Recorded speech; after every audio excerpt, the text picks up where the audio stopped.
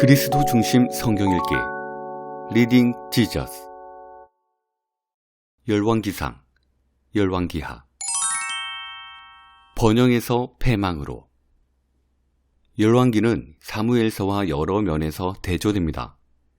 사무엘서가 사무엘의 출생부터 다윗의 말년까지 불과 두 세대를 다룬다면 열왕기는 다윗의 말년부터 18왕에 이르는 긴 기간 동안 진행됩니다. 사무엘서가 실로의 성소가 쇠퇴하고 붕괴되는 이야기로 시작해서 예루살렘 성전 건축을 준비하는 이야기로 끝난다면 열왕기는 성전 건축 이야기로 시작해서 성전의 쇠퇴와 붕괴 이야기로 끝납니다. 사무엘서가 왕이 없어 혼란에 빠졌던 사사시대 말기에서 시작하여 하나님의 마음에 합한 왕 다윗의 통치 이야기로 끝난다면 열왕기는 지혜의 왕 솔로몬의 통치로 시작해서 이스라엘이 왕을 잃고 백성이 포로로 끌려가는 이야기로 끝납니다. 한마디로 사무엘서가 낮은 곳에서 높은 곳으로 향해 간다면 열왕기는 높은 곳에서 낮은 곳으로 내려갑니다.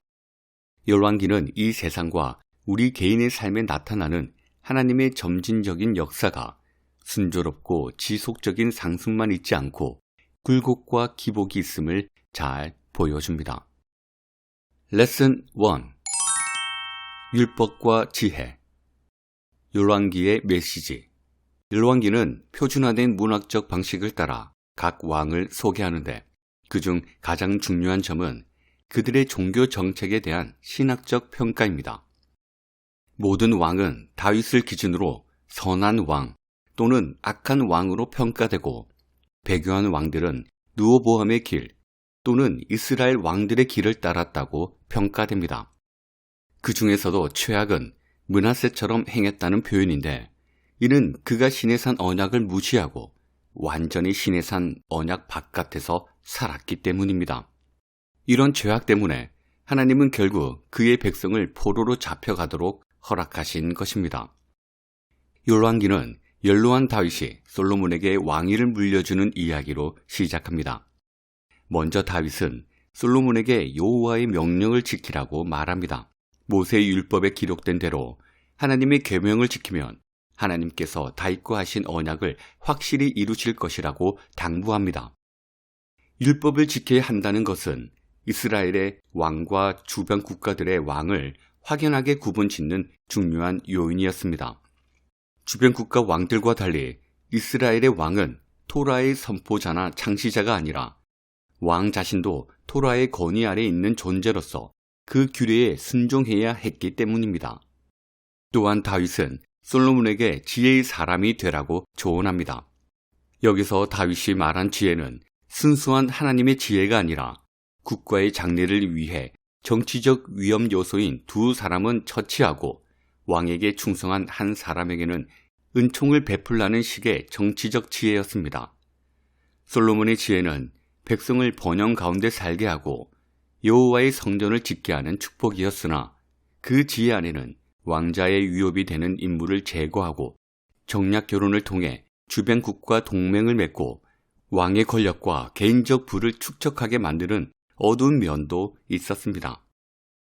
결국 그는 이방 신들을 섬기고 이방 공주들과 결혼하는 세상의 지혜를 따라 하나님의 율법에 어긋나는 길로 가면서 앞으로 열왕기 전체에 반복될 원형을 미리 보여줍니다. 하지만 그렇다고 다윗에게 주신 언약이 끝나는 것은 아닙니다. 그들이 심판을 받기는 하지만 그 심판은 자비를 동반하는 심판입니다. 다윗 왕가에서 왕국은 찢겨 나가지만 사울의 경우와는 달리 완전히 버림받지는 않습니다. 유다 지파는 계속 존재하는데 이는 유다 지파가 다른 지파보다 더 낫다거나 솔로몬이 생각보다 덜 악한 왕이어서가 아닙니다. 여호와께서 다윗과 예루살렘을 택하셨고 무슨 일이 있어도 약속을 지키시기 때문입니다. 사람은 신실하지 않아도 하나님은 신실하기 때문입니다. 레슨 2 무엇이 더 중요한가? 솔로몬의 성전 건축 솔로몬 이야기의 중심은 성전 건축인데 이는 바른 장소에서 예배를 드린다는 주제가 열왕기 저자에게 중요하기 때문입니다.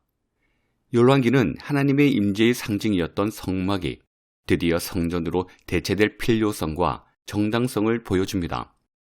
성막과 성전은 둘 다 하나님께서 그 백성 가운데 왕으로 거하시며 안식을 취하시는 장소로서 의미가 있습니다.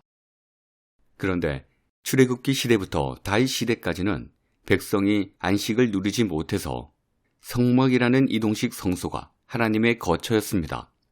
하지만 이제는 하나님이 그 백성에게 안식을 주셨으므로 하나님의 영구적인 안식처가 될 성소를 지을 수 있게 되었습니다. 우리는 열왕기를 읽으며 솔로몬 성전의 크기와 화려함에 놀라게 됩니다. 성막의 2배 크기에 돌과 백향목으로 지어졌고 외벽에는 그룹과 종려나무와 과실들을 새겼고 모든 것에 금을 입혔습니다. 특히 내소는 정금을 입혔는데 건축을 마치기까지 7년이나 걸립니다. 이처럼 화려한 성전에서 하나님께 아름다운 예배를 드리는 모습을 상상하면 아마도 이때가 이스라엘 역사에서 가장 영광스러운 시기였다고 생각이 들 정도입니다. 하지만 정말 그럴까요? 열왕기 저자는 성전의 중요성을 강조하면서 내가 지금 이 성전을 건축하니 내가 만일 내 모든 계명을 지켜 그대로 행하면 내가 내 아버지 다윗에게 한 말을 내게 확실히 이룰 것이요 내가 또한 이스라엘 자손 가운데에 거하며 내 백성 이스라엘을 버리지 아니하리라 라고 말합니다. 즉 성전은 그 장엄함에도 불구하고 그 자체로 하나님의 축복을 보장하지는 않으며 왕이 하나님의 율법에 순종해야 하나님의 복이 왕의 백성에게 머문다는 뜻입니다. 열왕기 저자는 성전을 짓는 데는 7년이 걸렸지만 곧이어 솔로몬 자신의 집을 짓는 데는 13년이 걸렸다고 언급합니다. 하나님의 성전은 솔로몬 왕궁에 비해 턱없이 작았는데 성전을 왕의 부속 예배당 정도로 생각하려는 유혹이 이미 솔로몬 당시에 발화하고 있음을 암시합니다. 실제로 이스라엘 왕이 진정한 왕 하나님께 종속되는 대신에 왕의 통제 아래 성전을 두려는 이러한 모습은 왕정 시기 내내 근본적인 문제가 됩니다. 결국 솔로몬의 문제는 마음의 문제였습니다. 정략 결혼으로 얻은 아내들을 통해 솔로몬의 마음이 점차 다른 신들을 향하면서 언약의 어두운 측면인 심판이라는 주제가 서서히 고개를 들기 시작합니다. 솔로몬의 뒤를 이은 르호보암과 여로보암 이야기에서 강조하는 주제가 바로 이것입니다. 솔로몬의 아들 르호보암이 중한 노역으로 백성을 혹사하는 포악한 정치를 펼치려 하자 이스라엘의 10지파는 이전에 다윗과 한 약속을 저버리고 여로보암을 그들의 왕으로 세웁니다. 오직 유다 지파만 르호보암을 따랐는데 이는 솔로몬이 하나님을 저버리고 이방 신들을 쫓을 때 하나님께서 하신 경고가 이루어진 것입니다.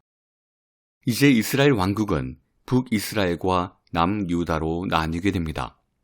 한편 여로보암은 처음에는 백성의 행복을 위하는 듯 보였으나 결국 그들을 점점 더 깊은 배도의 길로 끌고 갑니다. 그리고 이러한 악한 행보는 향후 이스라엘 역사에서 점점 더 심해집니다. 레슨 3. 살아서 움직이는 하나님의 말씀. 엘리야와 엘리사. 이스라엘과 유다 왕들은 백성을 하나님에게서 멀어지게 합니다.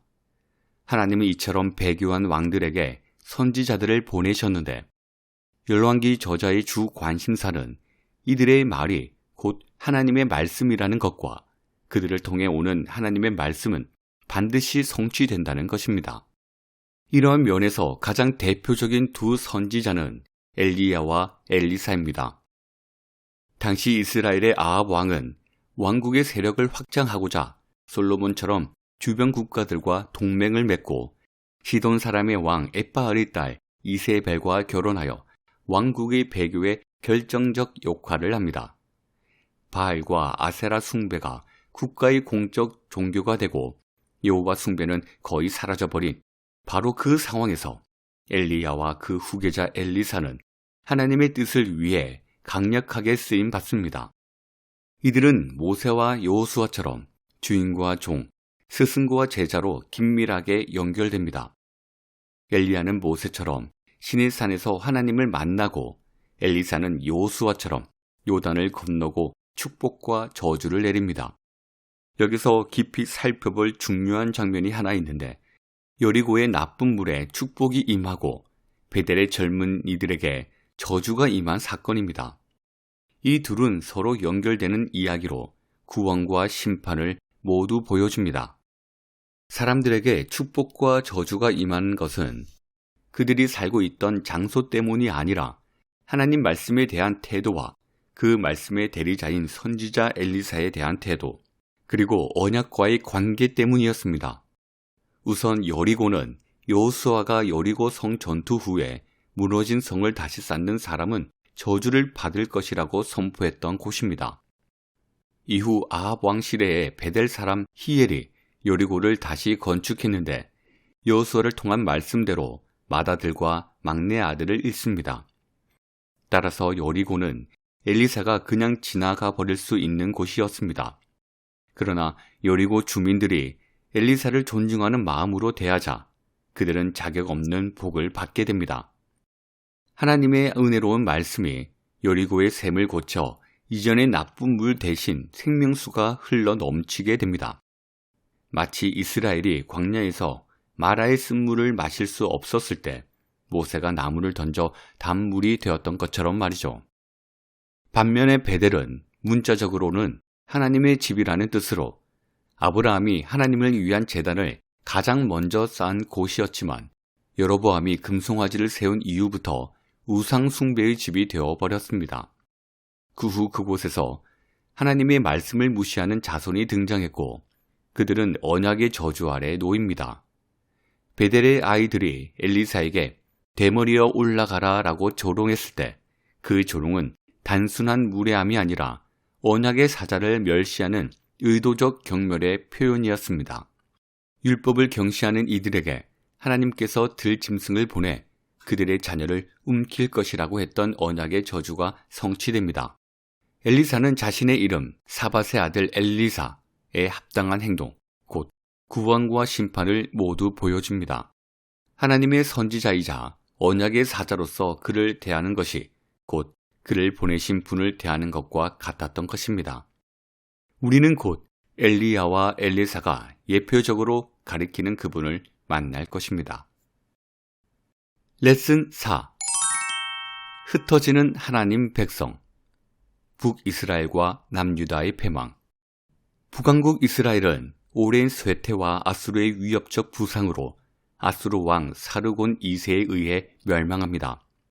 열왕기와 15장에서 살룸이 스가라를 암살한 후 이스라엘은 30년 격동기에 빠져들면서 그 후 왕위에 오른 5왕 중 단 한 명도 합법적으로 왕위에 오른 자가 없었습니다.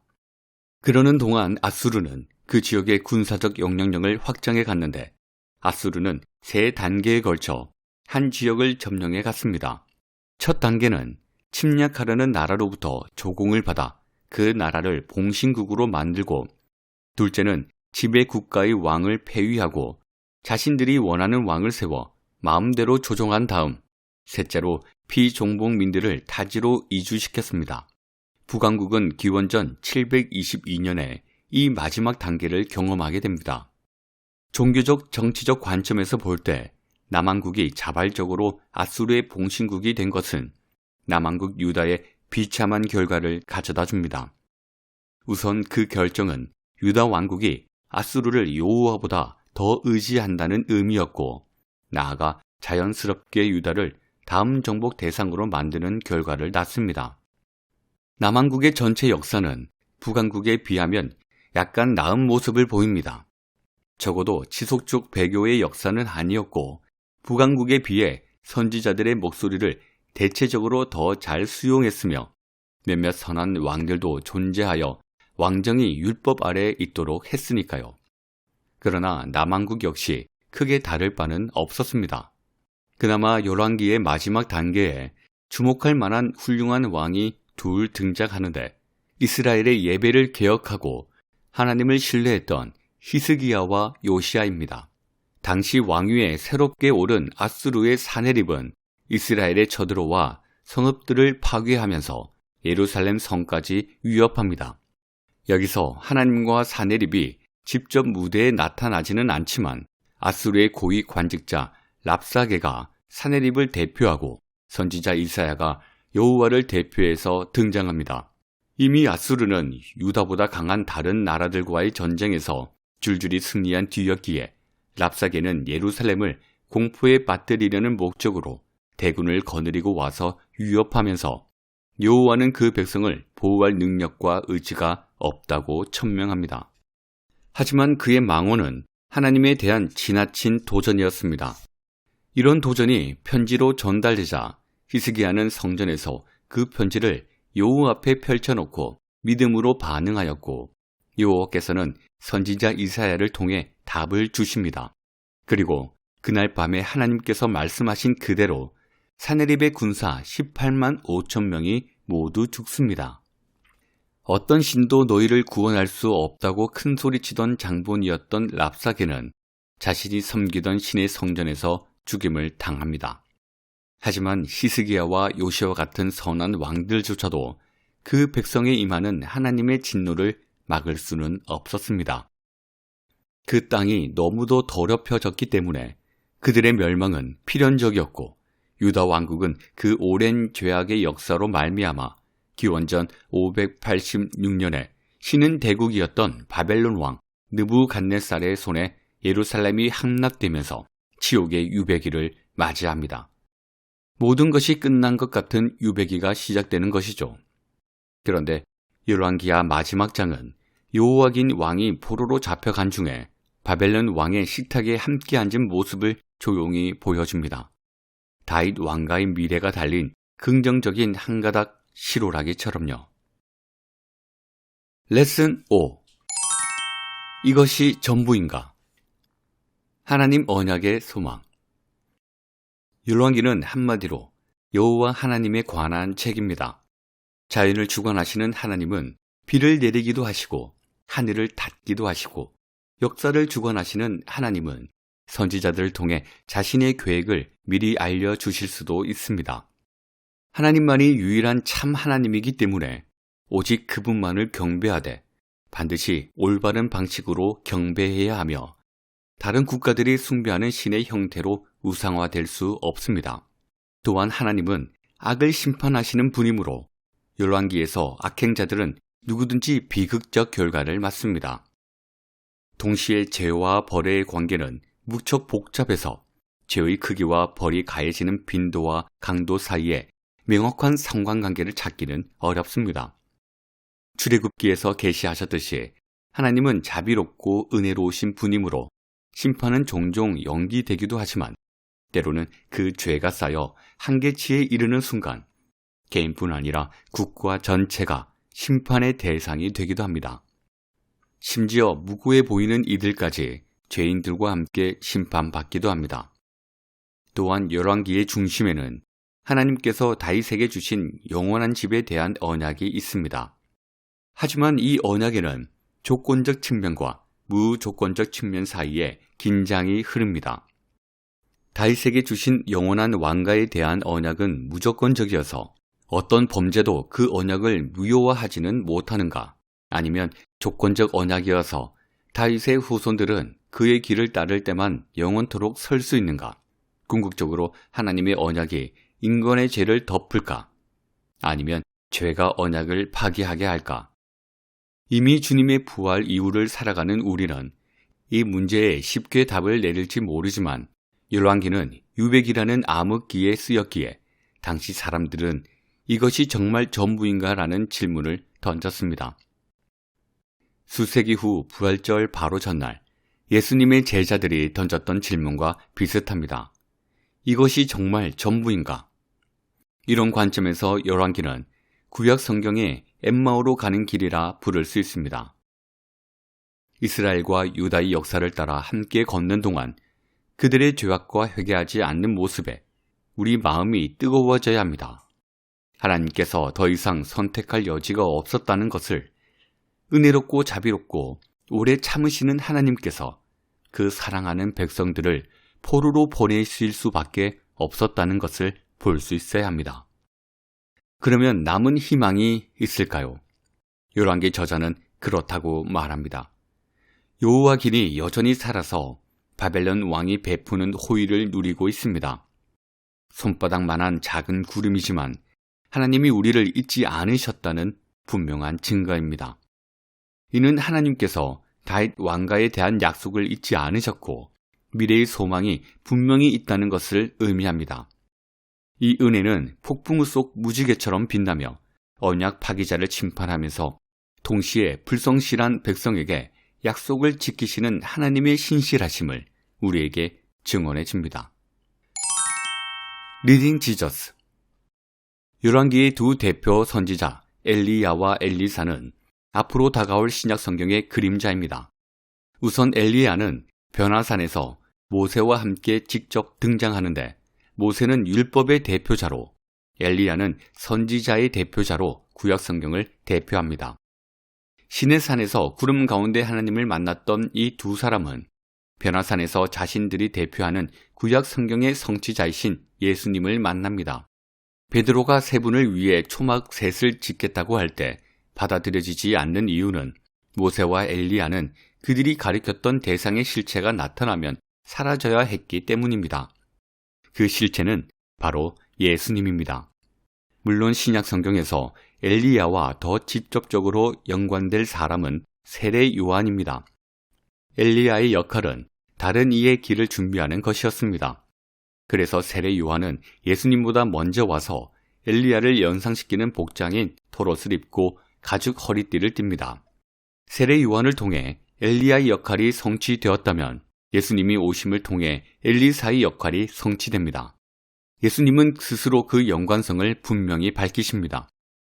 엘리사가 나아만을 고쳐준 것처럼 예수님은 나병 환자를 고쳐주시고 엘리사가 여리고의 나쁜 물을 좋은 물로 바꾼 것처럼 예수님은 물을 변화시켜 더 좋은 것으로 만드십니다. 예수님은 죽은 자를 살리기도 하고 적은 양식으로 많은 사람을 먹이기도 합니다. 예수님은 보는 자를 눈멀게도 하시고 눈먼 자를 보게도 하십니다. 예수님은 엘리사처럼 구원을 주시기 위해 오셨습니다. 우리는 이제 엘리야와 엘리사가 그림자로 대표했던 바로 그 예수님 은혜 안에서 살고 있습니다.